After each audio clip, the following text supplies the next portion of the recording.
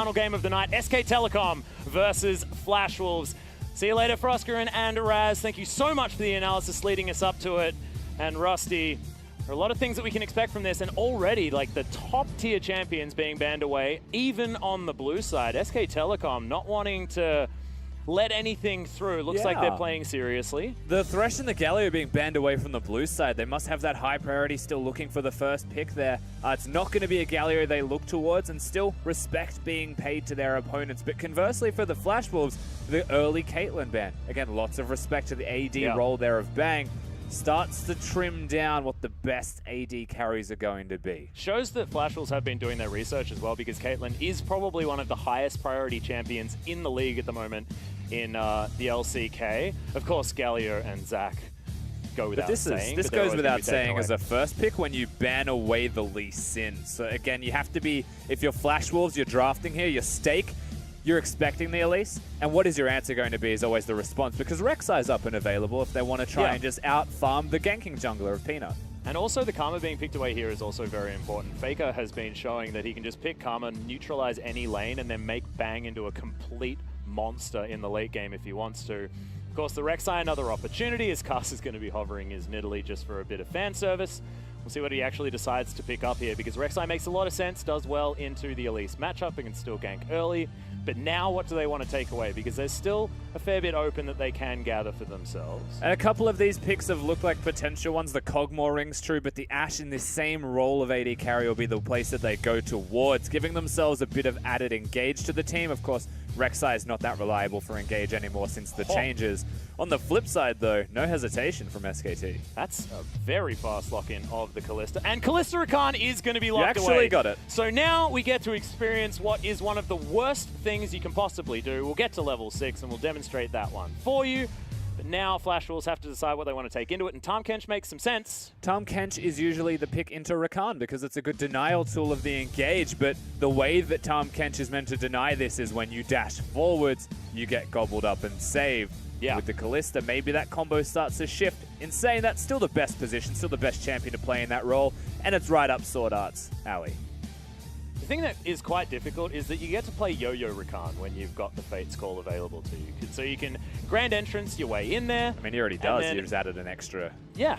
And you just pull him back out again, and then he goes back in again, and then he battle dances back out again, and then he battle dances again. This Rakan is going to be all over the place. Wolf has been a definite MVP for SK Telecom so far this season. He's been playing very, very well, and now has what has been demonstrated as one of the most awful compositions to deal with. I believe Rox Tigers are the ones that have used it against KT, unless I'm incredibly wrong. Papa Smithy will correct me if I am, but so far the cannon is going to be taken away. No opportunity for Huni to go ballistic on that pick towards the top side of the map.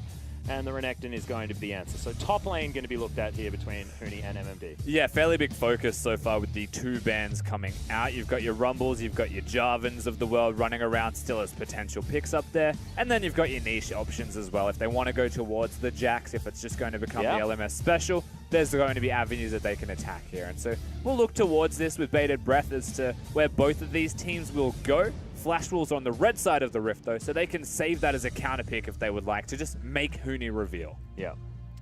First option here. So LCK looking to ban away the final top laner potentially. Could be the Fiora if we were going to continue down that route, but maybe there's something that they want to get rid of. As Kled is going to be removed. So not going to allow... Very valid ban. Yeah. Extra engage opportunities here for Flash Wolves. That is going to be the Rumble that was left open. And Huni, of course, a phenomenal Rumble player in his own right. We're a bit spoiled for Rumbles over in the LCK at the moment. You've got to wonder as well, Rumble should be the lock unless they have a higher priority, and again, they want to go towards that counter. You've got your Fioras, you've got your Jaxes there. Still makes the most sense locking the Rumble, and now Huni has the option, of course. He does like his carries here and there. He dabbles into the carries. Yep, he dabbles in, I mean abstract carries. Yeah, or the champions that you have available in League of Legends is what he dabbles in, I believe. As that is going to be the Jax, so Huni's going to lock that one in. Haven't seen him play it so far this season personally. But of course, there is an SKT Jax skin, so very, very fitting. You've got to try your hardest with this Jax pick to continue to outscale, but it's in a very different way to what MMD will provide us. We're also going to be seeing the Talia from Faker, which means Maple will have his hand at seeing what he wants to play against that one. I was surprised that you're right, he didn't go towards the full Kalista build, Karma build rather, when he's got a Kalista and a Jax that he could empower here, Faker, but wants to be roaming around the map. Yeah. Of course, that Karma was hovered at the beginning of the draft by the Flash Wolves, so SK Telecom would have had that one in their minds, but Faker's Taliyah has looked amazing. So good. Yeah, I know that, like, I was saying that and in the middle of it, I'm like, well, he's Faker, so of course it looks amazing, but particularly amazing. Well, you have to say, like, even if you're a really good player, you look good on something, there are still degrees of good. And he has looked exceptional on it. We have seen some highlights running around here and there of the walled usage even as an example of it, but it does feel like the kind of champion where Faker would excel. Yep, able to just obliterate people, but he has to deal with Maple's LeBlanc. We always know Maple as the assassin player in the mid lane of old, that has been dabbling in a few more sort of control mage picks. In fact, his most picked champions have been sort of the relatively standard ones, a little bit tame, but the LeBlanc has always been there in his wheelhouse. And this composition actually looks very, very scary from a pick perspective, and they have so much vision control with that Rek'Sai Ashe combination. So I think the word pick is the right place to start here, Atlas. The LeBlanc, you've just mentioned what it's able to do. He's going to be against the Taliyah that has heal and flash. Not going to have a cleanse, and the Rek'Sai is the jungler for the side of the Flash Wolves, and so if LeBlanc hits the chain, there is no way to disengage for Faker. He has to try and use the shove before the chains actually hit, and if it does hit, Casa is just a flash knock-up away from a guaranteed kill, basically, with the amount of damage LeBlanc and Rek'Sai are able to do. So there's mid lane pressure if the jungler has pressure, but that's where Peanut comes in. And can he control the river area? Can he place the wards? Or is Caster actually going to be able to sneak around and get through? I know Rek'Sai has very creative pathing when it comes to ganks. And it depends on who's going to get the shove as well. It has been a statement that we've been making over and over again, but who is going to get the push on these lanes and where are the junglers going to be able to attack, given the fact that we may have these lanes going backwards and forwards. There is a lot of shove out of Taliyah early, so expect SKT to try and get Peanut amongst it early on as we hop on to Summoner's Rift for the final time today. Still 3 more days to go, ladies and gentlemen. Don't worry too much. There's going to be way more action. But SKT versus Flash Wolves, this is certainly one that you don't want to miss. And we'll see whether Flash Wolves can make a good start early on. They'll certainly need to. Of course, most teams, you'll know that there is a clock before you just really have no chance. So you'll try your absolute hardest to get in there early. It's also an LMS region team where getting an early lead just accelerates how they'll play the games out. And historically, when you have seen Flash Wolves take on SKT, the early leads have been what it actually takes to be able to beat the SKT side here if you are Flash Wolves. And a lot of that has revolved through Caster and Maple, and Sword Art now on the Tahm Kench, able to roam around the map, will have the crucial Betty on Ashe next to him. Because when you look at the engage of the Flash Wolves roster, a lot of it's the Ashe. Yeah, that one will have to be landing. And the thing that I want to talk about is that feeling that SKT as a team has unique to them that they give you. I know that sentence was absolutely terrible. But SKT tend to make you feel like even if you have a 10,000 gold lead, you probably won't win.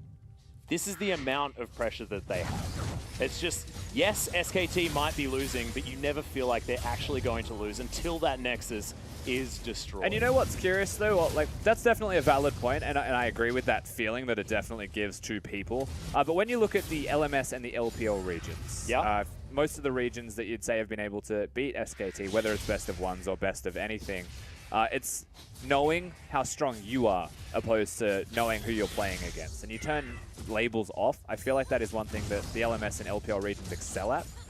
Flash War is a good example of it. Yeah, no, that is definitely true. Looking back to 2015 for some of that information with EDG being able to take down SKT. Faker's LeBlanc also suffering the first WE at MSI is still the place that you'd look towards next, you know.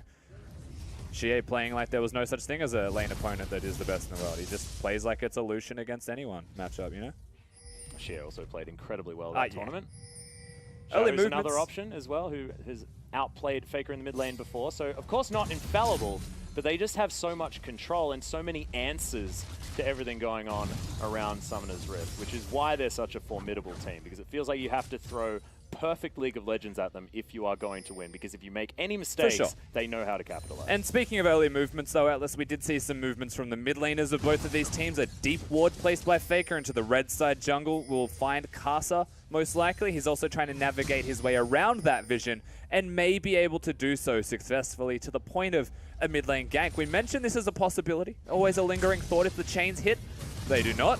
They don't, and in fact, Faker is a lot of damage from that threaded volley. Also keep in mind, Peanut was here, so if he committed to the flash knock up there, Casa, he would have been counter ganked. Peanut has a level advantage.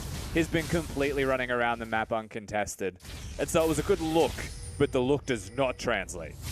Actually hasn't taken his Krug camp as well, so don't look at the number next to the CS. Peanut probably ahead as far as that experience is concerned. Those Krugs, now that they spawn many little Krugs, are very misleading. Always the Ivern inflation. Yeah. Okay, Casa, he's make his way in again. Just dry play, like it. He's blind as well, probably doesn't. Partially holding the minions, but I don't think the... Whoop, Goon's gonna not land. Yeah, I was gonna say, I don't think the LeBlanc will actually hold the wave, but he does, so... For what it's worth, Casa, whilst it looked a little bit clowny for him to just rock up mid lane and walk through the lane, he gives a freeze to Maple, who has teleport, so he'll be able to hold that, even lose a bit of health for it. Faker's in base and is walking back now. Not the worst outcome.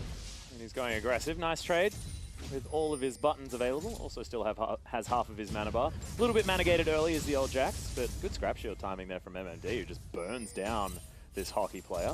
Yeah, and you'd still have push in the Rumble versus Jax matchup pretty much 100% of the time. Your base damage increases. Kind of handy against a champion like Jax when you're going to be trading like that. He won't be returning the damage back to you anytime soon. We're looking towards the first purchases. Big item spikes are what you'd be expecting from Huni, and a lot of split pushing from the top laner of SK Telecom. Yeah. Also looking for MMD to still have control early on, like you mentioned. So we'll see whether it is going to give an opportunity for Peanut to possibly gank.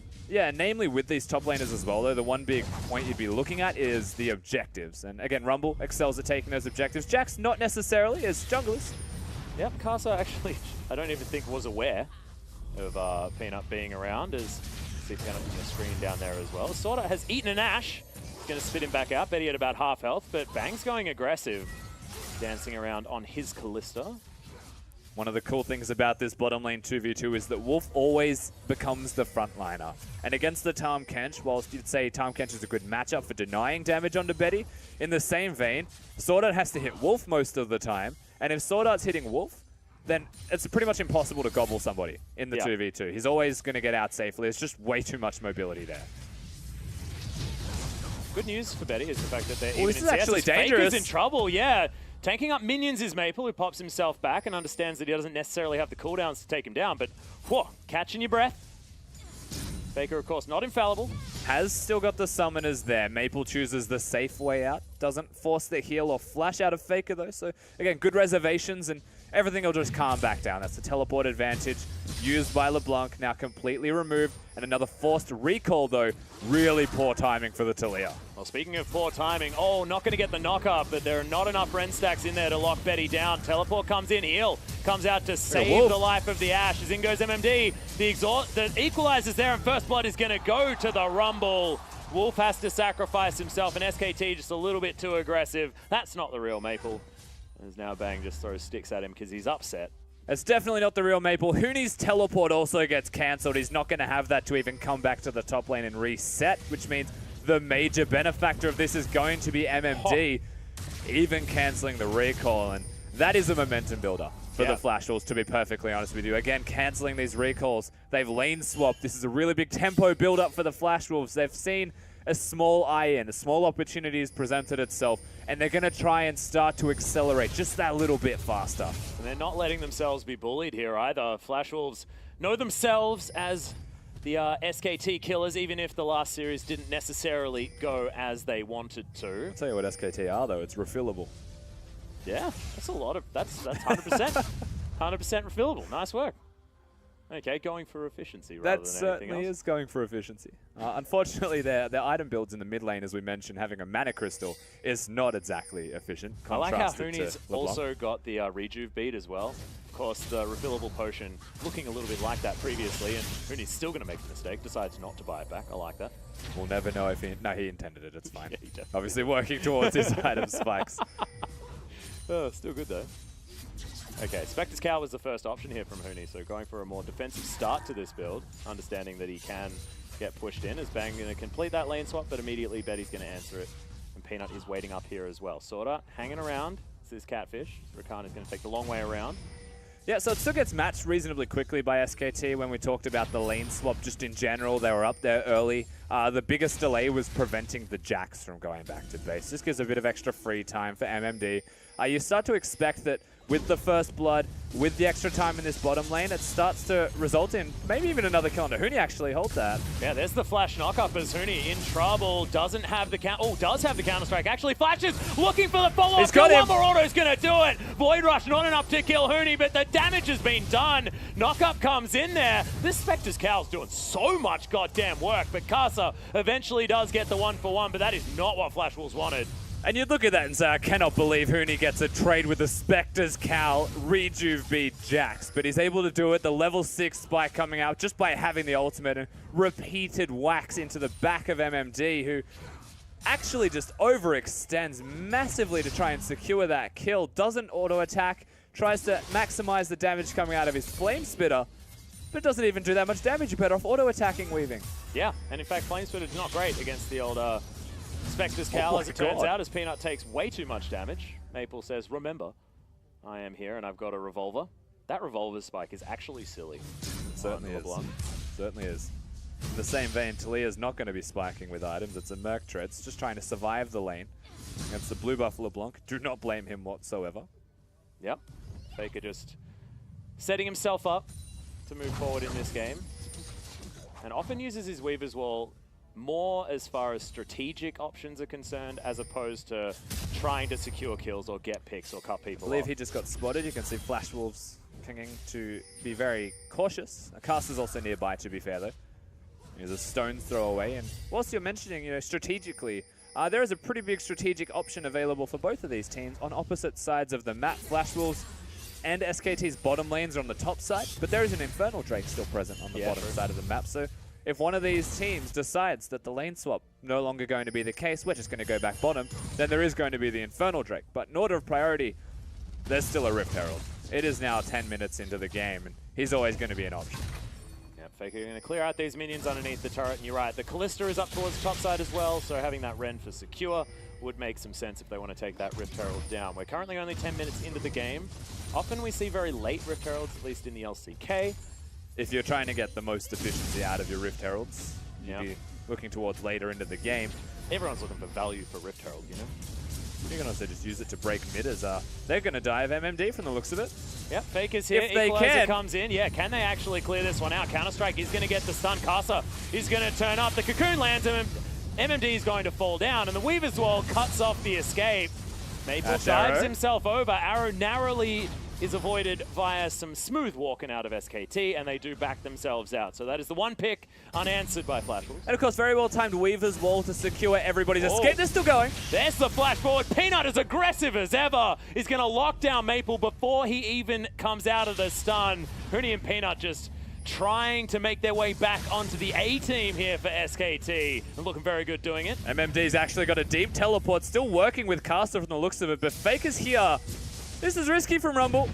He wants to die as quickly as possible after dying before, by the looks of things, and it is going to be that. Hooney just empowers him to death with that W.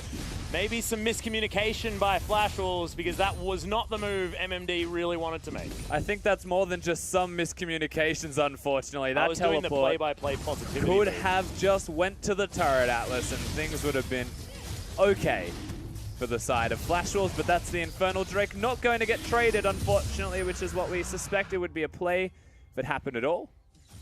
Okay, so that Infernal Drake is going to go down. As far as notable leads is concerned, there's not a whole lot. Maple's actually looking to try and grab this kill. Another chain lands. That is a point-blank one. The heal comes in. Faker's still alive. Flashes himself over the wall. and is going to live. He was on like no health, and look at his face. Just cool, calm, and collected. I calculated that whole thing, guys. Don't worry about it. Very surprised that he survives there. Maple, you'd expect the second rotation comes through. The distort doesn't. The second spray. What was that? That was close. But I decided not to say it. I was emoting it. That was an interpretive dance that you guys missed out on there. Oh my god. Okay. Sounds like Bruce Almighty. Oh, good movie. Okay. Huni going to get the counter-strike here and Welcome to look the for beginning another of the kill. Yeah, is it the beginning though? I feel like this is the middle of the end. MMD's already well and truly past the bridge of this narrative. For 1v1s, as far as I'm concerned, this is now the beginning of it, because they're actually 1v1ing. But the teleport's gone from MMD. I feel like from the teleport moment, it was the end. But, you know. Yeah, not great. And now Huni's going to catch up in farm here as well. Shatter Orb not going to land on a Faker, but Maple's going to clear out the wave nicely. He's got his Bilgewater Cutlass. Love that. That pirate flavor for your LeBlanc. He's still got a decent lead as far as farm is concerned. Faker building towards his Morellonomicon, but at least Maple is getting himself towards this mid-game where he might be able to gather some picks, especially onto Bang, which is going to be very important. Mid lane has been fine for Maple. When you look at the jungle, Caster is still 1-0, has decent CS, is ahead of his opponent in Peanut as well. Faker, no summoner spells currently. And it's going to get dived on here. Does have those Merc Treads, so not going to be stunned for too long, but actually even as far as the trade is concerned. Maple not exactly happy about that. He shot him with a sword. Normally that means you win, right? Shooting people with swords? I don't know if that directly translates to wins. But well, I mean, it's a pretty crazy thing to do. If you can make a sword shoot, I'd probably give it to you, you know? Maple says no to that theory. Yeah, actually says no to a lot they got him. Of his health bar, but that is going to be the stun, and the knock-up's all too easy from Casa. He invested his flash, but that is Faker dead inside of SKT. You can hear the sixth man of the crowd as well backing up Flash Wolves every time they get a kill as Bang and Betty are going at it. Yeah, Arrow is going to land here as well as Betty just looking for a couple more autos. Flash heal having to both be used by Bang. Still going for the fight after missing the Pierce as well is not what you want. No, and one of the rare mistakes you'd have to imagine coming out of it. In a 1v1 against Betty, still the two summoners going to be there for the Ashe. Unfortunately for him, no mana, is relying on some lucky crits throughout clearing this wave to have any at all, because he has that Essence Reaver spike, and funnily enough, was able to use that to a great deal of success. Yeah, Essence Reaver spike is an interesting thing to talk about as well. Because it's not a spike. Yeah, and it's Zaya's that have been the ones picking up that item. Some Jins as well, possibly, but it's been a while since we've seen Ashe pick that item up. We've seen it in the LPL when AD carries have lost so hard that they've just realized that their two longswords need to become something. And so they build it into a hammer. Yet, this is a conscious attempt, obviously, as he is not losing hard. He's doing quite well for himself, Betty. It's just the cooldown reduction build. And you're right, it is rare that we have seen it that often recently, especially with the resurgence of the many crit items as a build. And Blade of the Wrong King is still the staple for Ashe.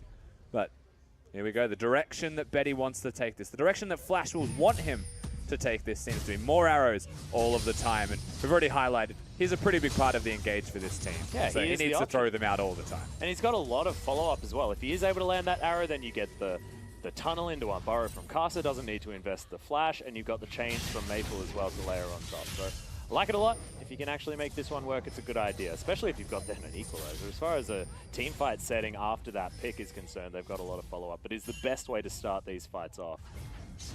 And interestingly enough as well, we said beginning of the end for the 1v1. MMD still has the level 11 spike. He still has the item spikes when it comes to team fighting specifically, where, hold up. It's revenge. They got him. There it is. The nope, Callisto combination as the arrow is going to soar by gracefully. And that was Maple's teleport as well. It wasn't even MMD, so that's actually not that bad of a trade as an end result here for Flash Wolves. However, they do manage to get free summoner spells just by pressing R buttons. And these aren't exactly big R buttons to be pressing as well, as Maple's going to find a chain-ish, I believe, onto a Spiderling before Peanut went up into the sky. Whilst it's not a bad trade. Oh. Hold that for a second. I've actually caught him. Yeah, that is just going to be the Langer CC. All too easy. Faker throws out some pebbles and picks up the LeBlanc. And I wasn't expecting that to be a kill either. Peanut just threaded the needle on the cocoon and picked up the kill. Long range shove, long range cocoon, and SKT, they weave their way into a pick onto the mid lane. Well, I was going to say, maybe they come up to top lane and impact this, but they're fighting. Yeah, doesn't matter. No knockup's going to come in here, but the Devour has to be used and invested. Sort of spits out Betty. Those sticks go back over to him, and they win the trade handily, and the turret falls down in the mid lane. Yeah, breaking that turret, actually that's growing themselves as well. a gold lead. 17.5 minutes. And that's the Talia wall. No flash. on the Ashe. Oh dear, that is going to be the shove back onto Sword Art. They want to take this kill first as the flash is used and Betty is going to sacrifice himself, but Faker has to be healed. And that was very, very close to the trade-up kill. Of course, Faker has his own heal just back off cooldown. Will live. Betty dies. Sword Art chooses not to save his AD carry and flash over the wall with him inside his mouth. Yep. Instead, we'll try and save himself, graciously surviving throughout all of that. But SKT, they break a second turret at the exact same time as all of this pressure starts to compound. Flash Wolves, you'd have to imagine, the way to play this game out was use the two ultimates missing in top lane. Use the fact that Bang has no summoner spells for an extended period of time after the 1v1 with Betty. Bring Maple up top, bring Caster up top, and look to 4-man that. But because they 2v2 mid, they lose, they get picked. They also then get picked top lane as a direct translation of that. And suddenly, SKT in absolute control. Yeah, and this is what happens. I mean, it's like you give them an inch, they take the game and then the series and things like that, and everything crumbles down and they get another set of skins, and we're going to have SKT skins all over the place. Well, it's like, not Worlds, this is but only they are with ganking an Hootie. inch. Rust is. It is going to be the chain landing. Good red carpet has to be walked up by all of SKT as soon as he gets himself out. And can SKT get anything back? There's the Fate's Call as Wolf still has all his buttons available, but not a lot of health. As There's the flash one. comes from Peanut. He is so bloodthirsty today. Is now Bang just looking for Caster. Doesn't get the reset, and that's going to mean Hootie picks up that kill all too easily. And Peanut is underneath the turret, exactly where he wants to be at almost all times. And now Faker coming in for the flank. Maple and Sword Art have to vacate the area, and Betty's just farming topside. Should be the last remaining outer turret. You can see it now secured by SKT, and you're absolutely right. I was about to raise that in his own environment, natural habitat. It feels like avoiding the entirety of SKT as if afraid. He's sitting top lane. Doesn't get the turret. The teleport's there from Hootie. Everything gets diffused and bested in every possible way. Well, we've got that Infernal Drake being followed up with the Cloud Drake as SKT lock that one up as well. 100% Drake control as they're 5,000 gold in the lead as we have a look at this one more time. And remember who makes the play here. Flash Wolves, they're going forwards. They lay down the red carpet. Wolf, three-man charm, three-man knock-up. You know what? Let's come back to MMD dead. Aha! Okay, so this is a connect the dots type experience here where we're like, Bang got a kill, Wolf died, sacrificed himself, they went 1-for-1, nicely done, as SKT utilized their man advantage. I'm going to go ahead and say that MMD with teleport off cooldown decided to teleport behind them and die again. His teleports have not been the best. Look, he's consistent. Yeah, that's very You have to true. admire consistency sometimes. Do you? I said sometimes. You cast Invictus Gaming, the consistently inconsistent. Yeah, and I despise that fact. That's not the kind of consistency you want. When they win, you love it. You definitely do. That's because Rookie's so fun to watch. As we are seeing a small scuffle here towards the red side jungle of the Flash Wolves as we digress. But nothing is going to come from it. Bang going to continue farming us. Let's get another one. Let's have a look at this. Hopefully no action happens during this amount of time. Of course, we get to see an Ashe Arrow. You're expecting the teleport from Rumble, and there it is.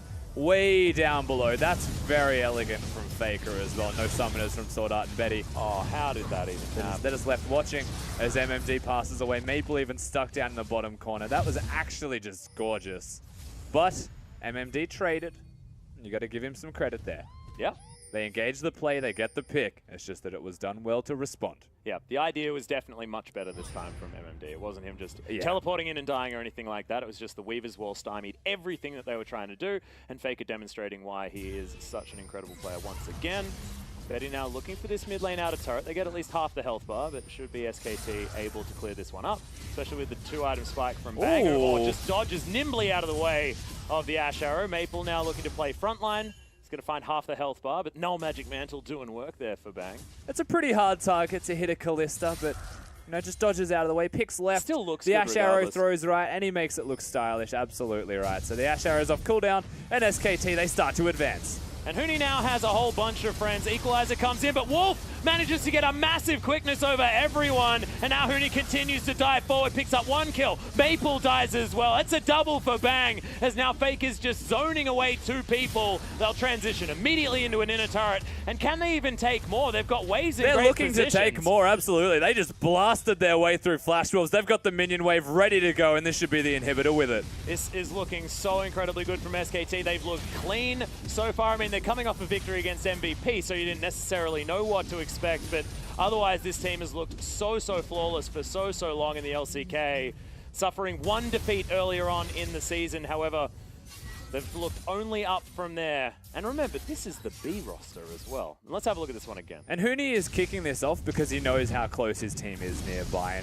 And the MVP of all of these is always going to be Wolf because he gets knocked in by Bang. And again, that's the Kalista Rakan combo that you're talking about. Big stuns to follow it up.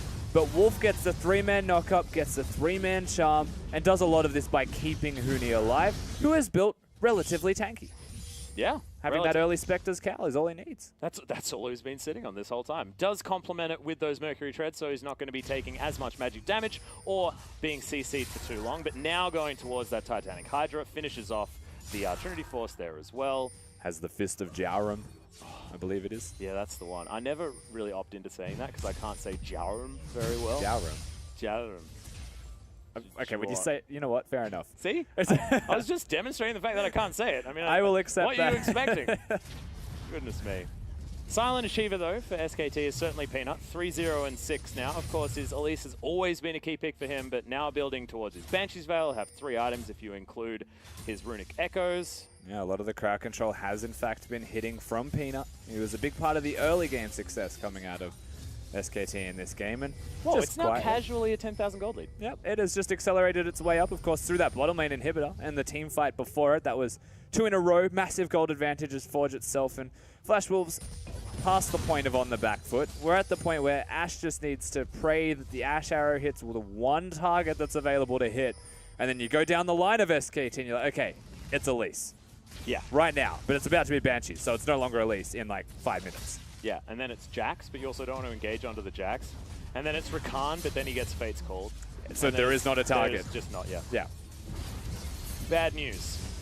But right now, I guess it is theoretically Peanut, but the Equalizer does go down, clears out the minion wave at least, and Huni takes a lot of damage.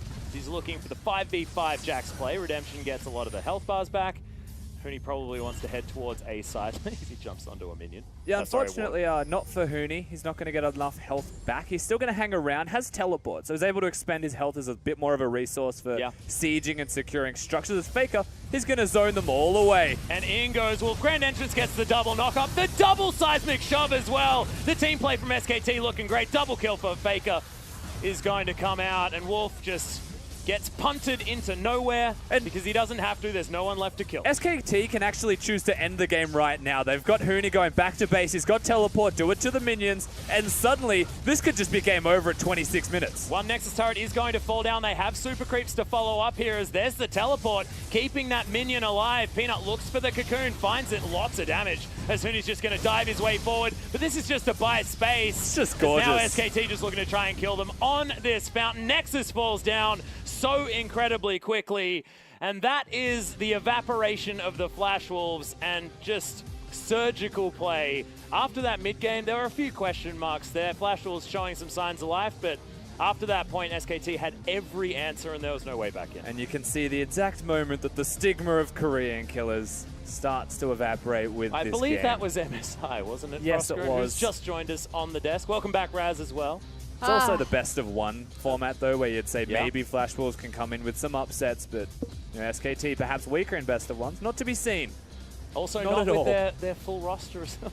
And I've got to stop saying that, because theoretically this is the A-team, the non-sub roster for SKT, but Ontara and Blank have been playing incredibly well this season. It's the experienced team for an international event. That's the big thing. You know, the fact that this is the first look of SKT at Rift Rivals, they decide to flank it with Peanut and Huni, who've had multiple international appearances in high-pressure situations. So, you know, maybe just giving the B-tier squad or maybe the S-tier squad, depending on how Atlas wants to define it. We can do S and A, and then it doesn't feel as bad saying B. There you go, S and A. Yeah, much better. Thanks, Froster. Got you. There we go. This game was incredibly just dictated on the SKT, funny enough, playing reactively. Like, Huni got dived numerous times that game, but he was able to play it out 2v1 in the really, really early point of the game. And then Flash Wolves, I mean, I felt like it all went wrong like 11 minutes in, where legitimately 3+ plays happen. We were like, what happened to Flash Wolves in one instance? I mean, the dive that was set up of SKT was well done, where Karsa wasn't there on time. You're like, okay, well, that's fair. And then LeBlanc gets caught out while going back to the mid lane. She was just over the wall, and I was like, okay, Cocoon. Like, that was just legitimately gone, deleted. I was like, okay, that's fine. Just leave it at that point. We're done, all right? He's still okay at this point, we're guys. all Raz right. hadn't lost it just yet. And then the TP comes in from MMD. Where are you going? So Raz is like, clear for landing. Here we go. Like, they were fine. And then like legitimately just 3 successive plays, and you can tell it was just a major communication error. They didn't know how many members of SKT were on that side of the map, and they just fall through. I, for one, am very happy to see that OMG is not the only team struggling with teleports. So Yeah, that bottom lane tower has, or at least that area, claimed a lot of victims. Well, if it had have been the tower, Rusty pointed it out, actually, that if it had have been the tower, would have been fine. However, it was not. It was going for the, I want to kill you. I don't have any of my buttons up, but I'm just hoping it's going to work. the Hail Mary, if you will. Yeah. No, 100% agree with Raz. At 11 minutes, everything just went super sideways. Flash Wolves were actually looking fairly competitive, and then Faker picked up a bunch of kills. This is the dive. Yeah.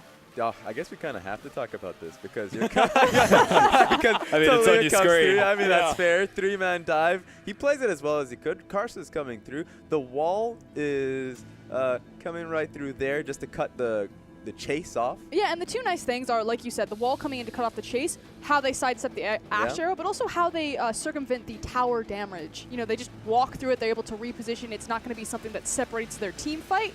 And then from bad to worse for Flash the whole Wolves. play, really, the entire play. You're about to do him like that. Maple goes down. And then, Wait, the cherry on top. Here we are. Really do. Here we are. This is where it gets good. He's about to respawn. Here we go. All right, there he goes. Coming. He's like, I have a plan. Jenkins! Karsa, I know you're here for this play. I've got him. That Spectre's cow is going to be taken down. Oh, wait. Something's going wrong. Karsa backs away. Slowly, he's making the decision, and he's out. So that's 3 people. That's 3 people, the same person, dying twice. And 3 people, the same person. But, so how many teleports does this man have? The problem is, 12 minutes to 16 minutes, they still have a chance, right? Yeah. Because Rek'Sai, LeBlanc into the mid lane, you punish the Talia in the mid lane. Talia was at 1 HP, 2 instances where she was able to get out of there. So that was amazing from Faker. And then they found themselves getting 2v2 victories where Maple and Karsa were losing out. They were just not properly connected. They have control wards. They didn't push in to plant proper vision. It was the matchup should have been favoring LeBlanc and Rek'Sai, but they just fumbled it. It's just SKT get individual advantages, and they snowball it into massive team advantages. Yeah. So it's like a domino effect. Like you said, you give them an inch, and they suddenly win the World Championship in a tournament that doesn't have anything to do with Worlds. Well, yeah, but this is the thing. It just feels like they take anything and then just take the absolute maximum. And in my mind, at that particular point in time, the absolute maximum was winning Worlds 2017. They're not going to be gifted that from this event. However, that's what it feels like. And it was an analogy and a slight exaggeration. Said it here first, so we already know who's going to win Worlds. Everyone pack it up. Do you remember me saying that LGD was going to win Worlds? I don't remember that. I remember literally- most of the Has desk happened. saying that just quietly. That word is banned on the desk. That's the second strike. Oh. That's the second. You have no right to give out I know. strikes at all. I already got I'm sorry. instantly 3 strikes from me. But now 1 more and you'll join me. All right, nice. Well, Okay. look, I like you, Raz. I'm happy to join you. It's absolutely no worries for me. Thank you. Because, that casting duo is fantastic. Let's take it back to the game. I've digressed way too far. But SKT showing, yet again, incredibly clean play. But what I love to see was that Kalista Rakan. I've been talking about it out of context almost the entire time I've been on the desk. Really glad to see it. Once again, Wolf performing incredibly well.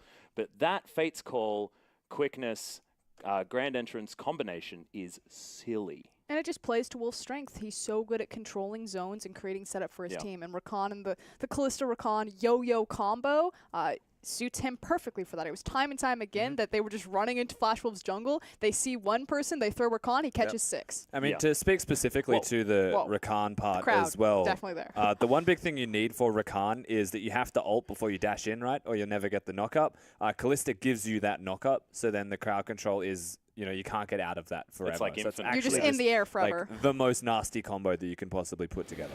Yeah, and this was a play that once again This Huni was the getting caught combo. out, and then you can just see the combo coming through because here he comes. He's everywhere. And this was effectively the sleeper hold on Flash Wolves. Like, it was all going wrong, but this was the final nail in the coffin. They rock into Flash Wolves jungle, they find them with the Rakan combo, push this down, and pretty much steamroll through the base. Yep, and that's an example of Jack's team fighting as well, which is something you shouldn't necessarily do. And he initiates it by being on his own at half health, and then just calls all the Flash Wolves over, and SKT, of course, have the answer. It's like everything is orchestrated, even though it may not necessarily have been, because like you said, it was a lot of reactive play coming out of SKT this game. Yeah, you saw multiple moments in which there was just proper communication in which they called this team came, and it was just unfortunate for Flash Wolves. And congratulations to Peanut. Of course, Blank is the undefeated jungler on the side of SKT, but it is going to be Peanut that gets some redemption here this game. But where is the justice? Not that Peanut didn't play great, you know, He didn't even threading die. those cocoons, but Wolf was so good on Rakan. But that dude has got so many MVPs recently. Oh, man. And he's got so many poses on his Nami skin. I mean, it's like he needs to be brought down. And, you know, Peanut was a big part of the early game yes. success for this team, where Rakan comes in mid-game, late game, has the team fighting prowess. We still got through the early game super heavily on the back of what was able to come from the Elise. Yeah, and he played it out incredibly, incredibly effectively. So well-deserved. And look, I feel like if you want to give it to the guy that didn't die on the team, that is also a good idea. Honorable mentions certainly go out, but when it's SKT, you need to give honorable mentions. Who am I going to give all these MVPs to? Is it going to be Faker? Is it going to be Peanut? Where do I put them all? Yeah, is it going to be Huni, who managed to, you know, team fight well on a Jax? It's ridiculous. But we do have an interview with Faker, so Wendy's here to take us through some translation. So welcome to watching 2017 Asia Rift Rivals. So we now have a lot of people around because we're interviewing Faker. Faker said hello.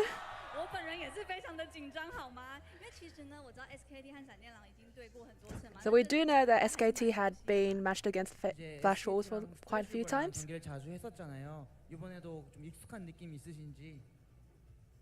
확실히 제가 이전에 플래시 울브들을 상대했을 때 한국 팀이랑 비슷한 느낌이 난다고 많이 생각했는데 이번에도 역시 비슷한 느낌이 났던 것 같고 네 그렇습니다. 之前他觉得跟闪电两队的时候，都会觉得闪电两是一个韩国队伍，就那么强。 So Faker said that when he versus Flash Wolves, he does feel like he is versing a Korean team. So they do have a very strong presence. Very powerful. So what sort of feeling did you bring here when you're at the Rift Rivals? Is it like a bit nervous or very relaxed? 가벼운 마음으로 오신 건지.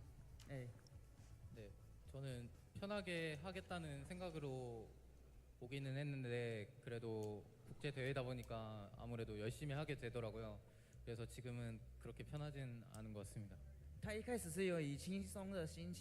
So at first he did come with a very relaxed attitude. So now after the matches he does feel that he is pressured. So before there was an interview that said that his favorite champion was LeBlanc. So how come you chose Talia this time? 오늘 선픽을 고를 수 있었는데 안 고르신 이유가 뭔지 알 수 있을까요? 팀적으로 저희가 탈리아가 좀 더 조합에 맞을 것 같다고 생각을 해서 탈리아를 선택했고요. 네, 그렇습니다. It's because the team composition was better with Talia. Yeah, so we were just very curious. So there was a moment where Faker's Talia escaped with such a slim point of health. 네, 저는 그때 도망치는 게 진짜인 줄 알고 속아가지고 조금 당황하기는 했는데 그래도 죽지 않을 거는 알고 있었습니다. So he did say that he was nearly tricked by LeBlanc's mirror. So he said that he was very calculated and he won't be killed. Oh, yeah. 이제 이번에 시합 참가하면서 목표 중에 하나가 전승 우승인지 저희가 전승 우승을 목표로 하고 있진 않고요. 그냥 우승을 목표로 하고 있습니다. 他说他们的目标不是全胜，是 So 就只要 Faker 冠 said 军 that 而已 his goal is not all wins, but the champion. 拿冠军而已。好，那我们这边 So the 也先 winner. 非常谢谢 Faker 接受我们 So 的 thank you 采访 very much to 看一下 Faker. 今天的战绩表。 And now let's look at the results. Thank you very much, Wendy, there as well. And I'm not necessarily sure whether that was calculated out of Faker, but what did you guys take from that interview? I mean, he's confident. He said he was here to have a good time, but you can tell how the pressure gets to him in the end. So when you're playing on Summoner's Rift, there's still going to be the serious Faker coming out. Yeah. I mean, you can always tell when Faker gets serious because he does his neck crack thing. If you see him, like after he dies, just look at Faker's player cam. You'll see him stretch his neck, and then you know it's about to go down. Yeah, exactly right. But ladies and gentlemen, that is going to bring us to the end of the day here at Rift Rivals. I hope you've enjoyed the action. I know I certainly have, and us here certainly have as well. But it's going to be same place, same time tomorrow. So don't miss it. We'll see you then.